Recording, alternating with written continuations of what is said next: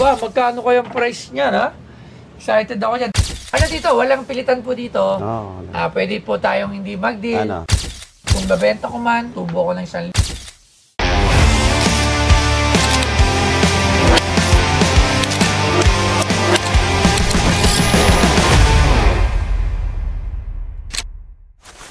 Benta natin kay Papa. Ha? 3.5 yan, ano na lang? Pang, ano na lang, 4.5. Ay sir, magandang araw po. Hapon, boss. Magandang hapon. Ano po yung dala niyo sa amin? Pasok po, lapit po kayo rito. Mapoy. Taga saan po kayo? Payata.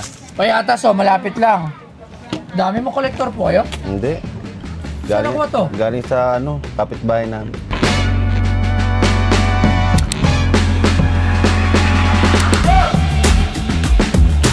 Ang collectible coins o mga koleksyon ng barya ay may higit pa sa kanilang nominal na halaga. Binubuo ang mga ito ng mga barya na may espesyal na kahalagahan sa mga kolektor, kasaysayan o kultura. Sa bawat piraso, hindi lang isang uri ng pera ang nakikita, kundi isang piraso ng kasaysayan at pamana. Ito ay tinitingnan din bilang isang forma ng pamumuhunan. Tulad ng iba pang mga asset, maaaring tumaas ang halaga ng mga barya sa paglipas ng panahon, kaya't marami ang nakakakita ng pagkolekta ng barya bilang isang paraan ng pagpapalago ng kanilang yaman. Lalo na ang mga barya na gawa sa mga mahalagang metal tulad ng ginto at pilak ay madalas na tumataas ang presyo kapag may pagbabago sa ekonomiya. At ang binebenta sa Pinoy Pawn Stars ay ang iba't ibang klase ng collectible coins. Kapitbahay. Magkano nyo naman ito binibenta? Ano to? Lumang barya. Ito. Ano to? Tingin ko wala, mga loose coins to. Okay. So ito, magkano nyo naman mga binibenta to? Wala kami idea, boss eh. Walang idea. So pwede na may tatawagan lang ako para malaman natin kung magkano yung presyo nito, ha? Rudy, tawagan natin si Sir Arman.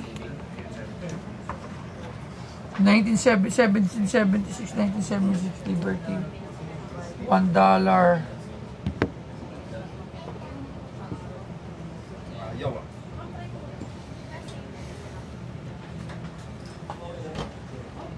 First strike, Silver Eagle.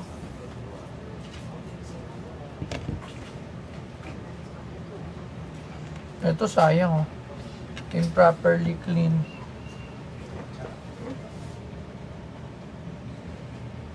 Nagkaroon ng mga brushes.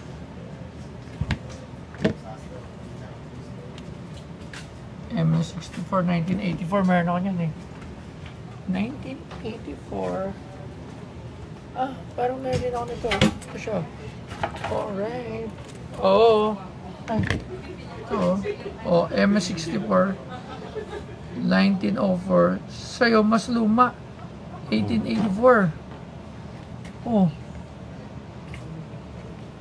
Ano ha?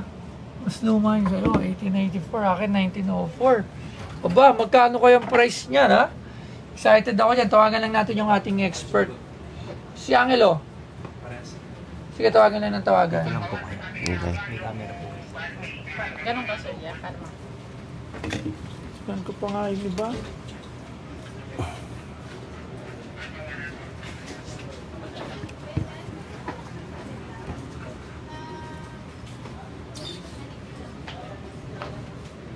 Bago na to. Bakit?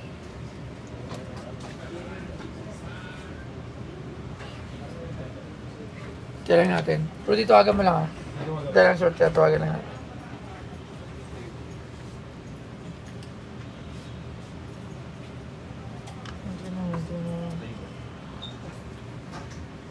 Ano pa naman ito?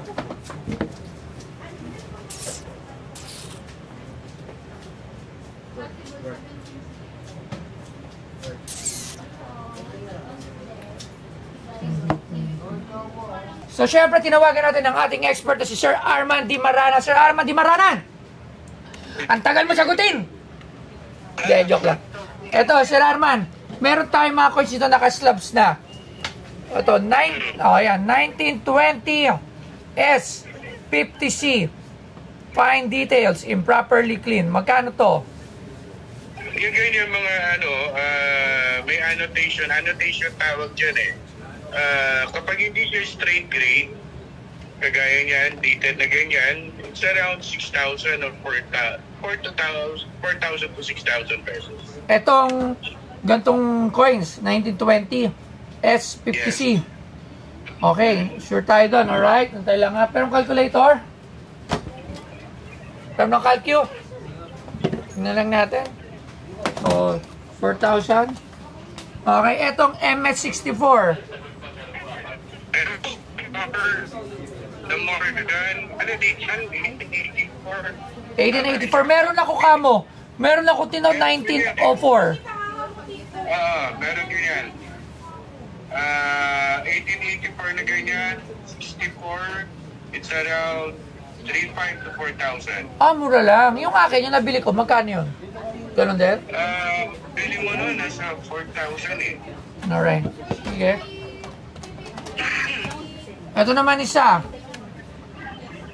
Uncirculated, authentic, brilliant, uncirculated. Ano to? Oh yes, yung ganyan, 500. 500 lang to. 1979, $1. Bakit? Para lang sa kalaman ng mga nanonood. It's common fee. Oh, common. Common fee and it's a common coin. Okay, ito. Actually, slab lang yan eh, para to commemorate sa... Ay, nislab lang. Ito rin, Susan B. Anthony Dollar. Same thing din, 1999. Ganun din. 100 pesos. Ito, 1976. Ganun din, 500 pesos. Wow, 500 pesos lang pala. Ito, silver, first strike, 2015. Ayan, 3,500, 4,000. Alright, sige. Maraming salamat, Sir Arman. Very big help para sa mga nagko-collect ng coins. Thank you very much. Salamat. Okay, bye-bye. Salamat. Okay, plus 1,500 plus 3,500 13,000. Siyempre, kailangan kong kumita. Hindi pa yan ang presyuhan yan. Siguro kung bibiling ko ito lahat, mura lang pala nito, no? Kaya nga eh. Wala akong... Hindi, ano lang pala yan. Kumbaga, pinaslab lang. Pero still, so ito parang...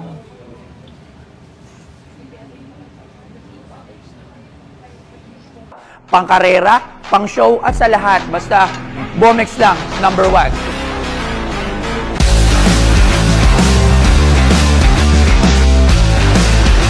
Pag ito nakakabit sa motor nyo, kalokohang hindi mapapalingon. Kaya kung may angkas yung kasabayan yung motor tapos hindi siya naka-Bomex, lilipat ang jowa nun. Pasok to sa lahat ng konsepto na nais nyo. At pwedeng pantrabaho, pwedeng pang karera, at pwedeng pang show. Dito lang yan sa Bomex. Si Toy Tumamen, geng, Bomex.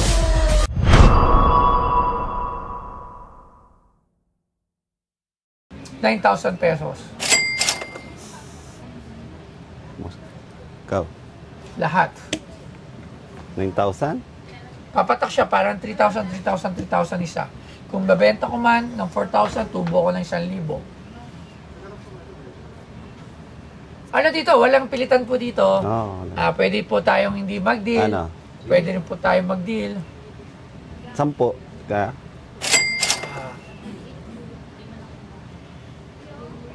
$9,200. Sama mo na yung ano na. Dito po wala na po. Wala na po. Ano lang to.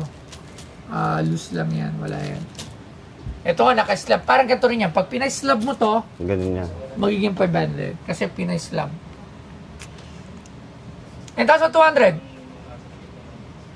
5. 5,000? 9,500. Akala ko 5,000 lang. Deal na ako sa ano eh. 9,500. Sige. Maraming salamat. 9,500. Thank you very much. Thank you. See you. Salamat pala, Boss Toyo, kasi nakuha yung coin ko. Good price. Thank you.